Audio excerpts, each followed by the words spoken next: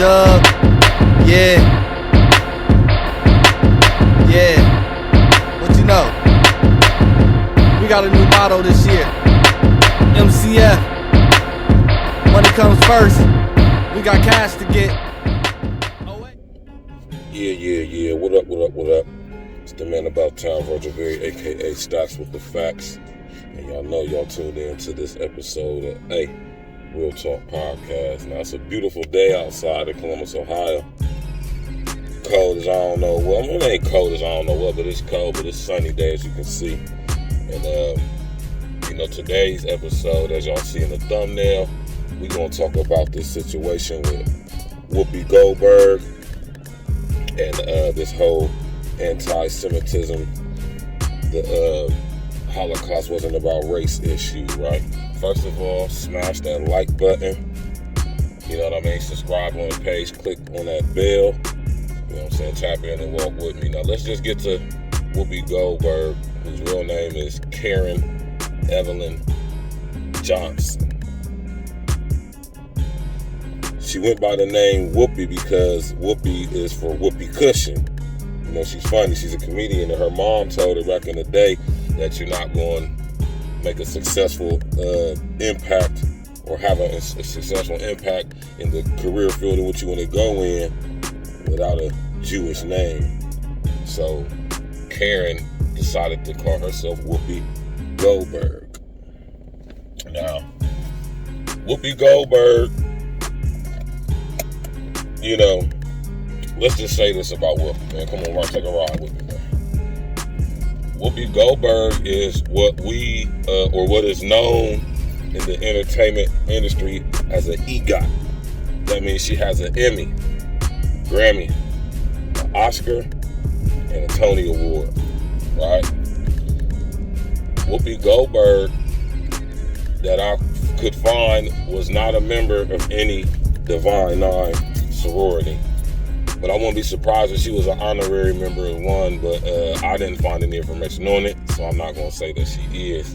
But Whoopi Goldberg definitely is an agent provocateur. And this is proof of when you go with the grain, but as soon as you say something that goes against the grain, shaming ritual, as what we are seeing with Karen Evelyn Johnson. Real name, Whoopi Goldberg. Now, Whoopi Goldberg, this is what's funny to me. All these people are connected. Whoopi Goldberg's claim to fame role was as Celie in The Color Purple. Oddly enough, she played in the same movie with Oprah Winfrey, who is in fact sorrow of Delta Theta Sigma, right? And not only that, the movie was written by Alice Walker, who is an honorary member of Alpha Kappa Alpha and is recorded in Mississippi's history as the first woman to marry interracially. Her and her husband, I want to say his name was Melvin something Leventhal, who was a Jewish lawyer out of Alabama, who was also a civil rights activist. I guess you could say back in those days, he was an abolitionist. Him and Alice Walker got married, and that's her now daughter, who you see to come on The View sometimes and stuff like that. That's her daughter's father. You know what I mean? So, let me back that up. I'm getting it mixed up with Whoopi. Alice Walker married this guy, right?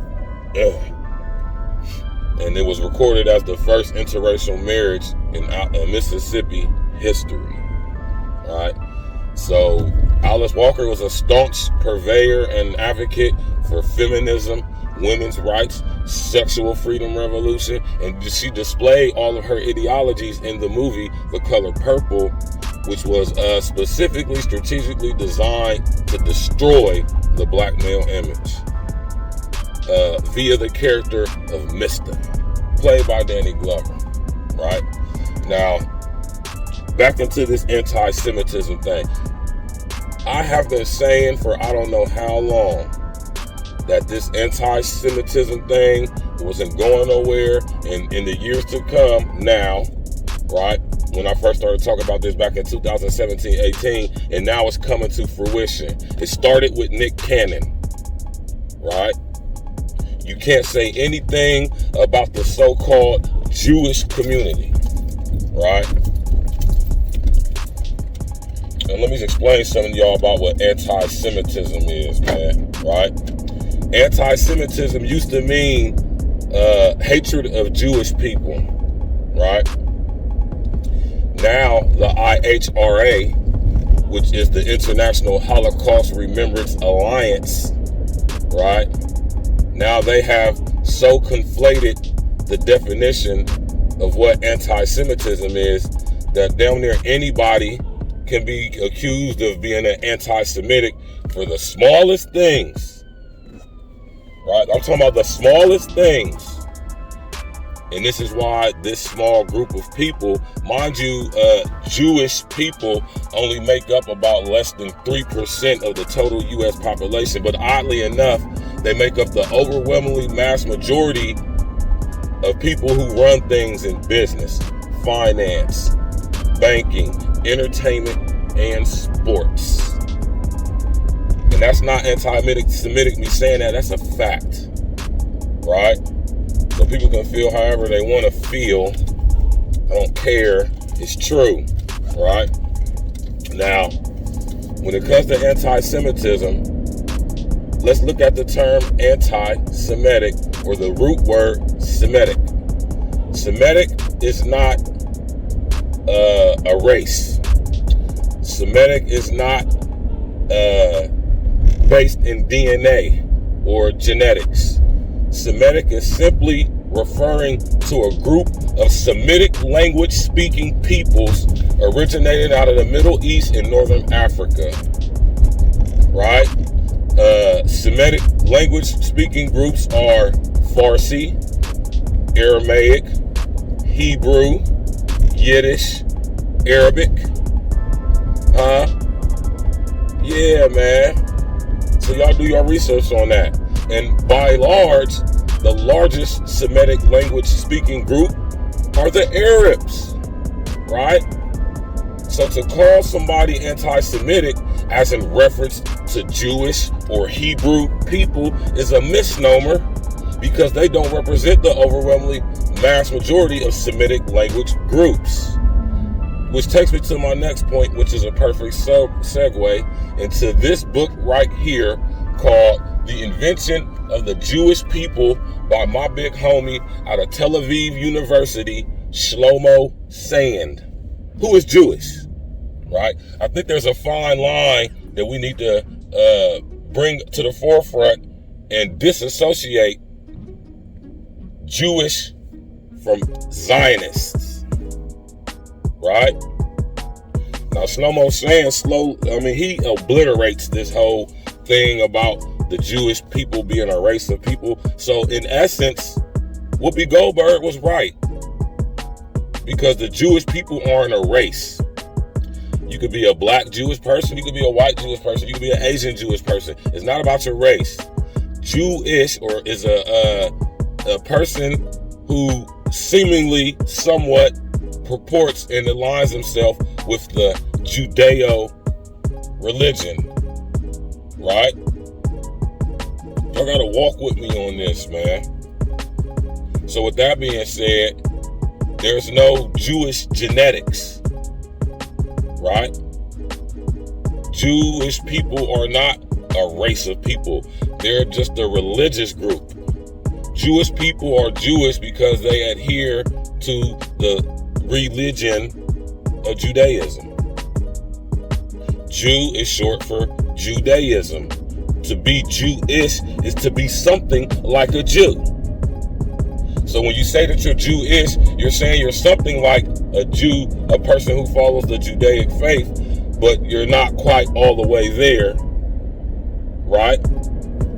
So anybody talk about anti-Semitism, talking about, you being anti-Semitic, this is just a scapegoat tool to be used to demonize people, a small group of people who don't want to be questioned, critiqued, or analyzed by anybody. Because when you do this critique and analyzing of the Jewish, real word, Zionist people, you come to find that they are responsible for a lot of the, I'm going to say, a lot of the calamity in the world, right? Now, 99% of the Jewish people who adhere and follow the Jewish religion, right? They're good people, great people, nice people, will give you the shirt off of their back. But we can't confuse this overwhelmingly mass majority of Jewish people with the small percentage of Jewish people who are Zionists, who are totally exploiting the Jewish people over in Israel and in America by weaponizing their trauma against them through the falsehood of the Holocaust. This 6 million number just be killing me, man. As if Jewish people were the only people being strategically, systematically murdered in those concentration camps like Sobibor, Auschwitz, and Dachau. Right?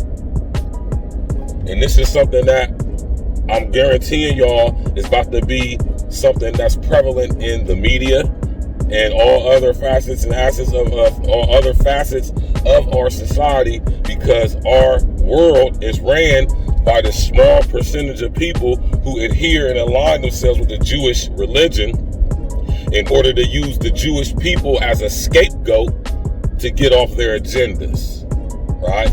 Now, when you look research into these Jewish people, they're really Zionist Khazarians.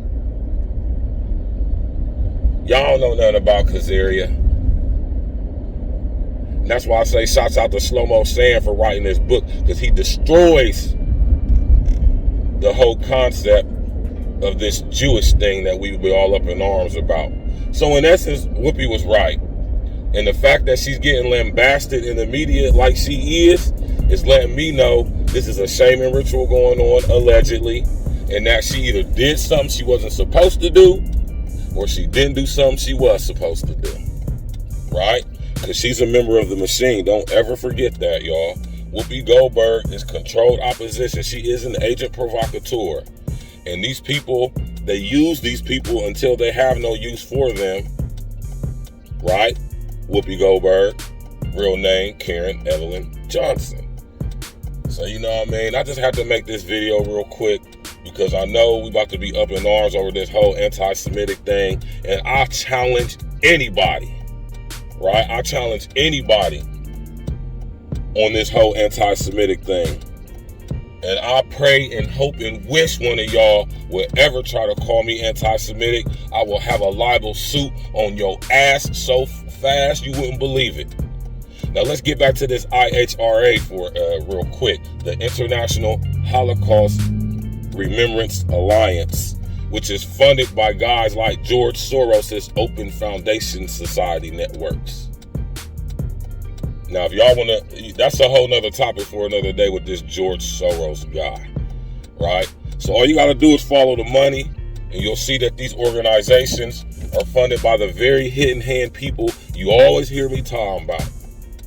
This stuff goes deep, y'all, and until y'all ready to do y'all's research and get to the bottom of this, y'all gonna be having y'all's trauma weaponized against y'all, and y'all gonna be scared to speak out against this small niche group of people who have so much authority and power over all of our lives the whole world over, right? So y'all smash that like button, click on that bell, subscribe to the page, do some research, right? Go look up the IHRA's website and look at their, super conflated definition of anti-Semitism, right?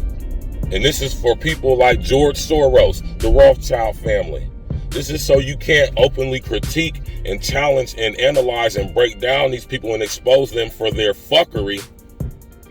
Because if you say something that the Jews run the banks, which is true, and it's not Jews that run the banking system, it's Zionists perpetrating like they're Jews that run the banking and finance system. Oppenheimers, Rosenfelds, right? Rockefellers,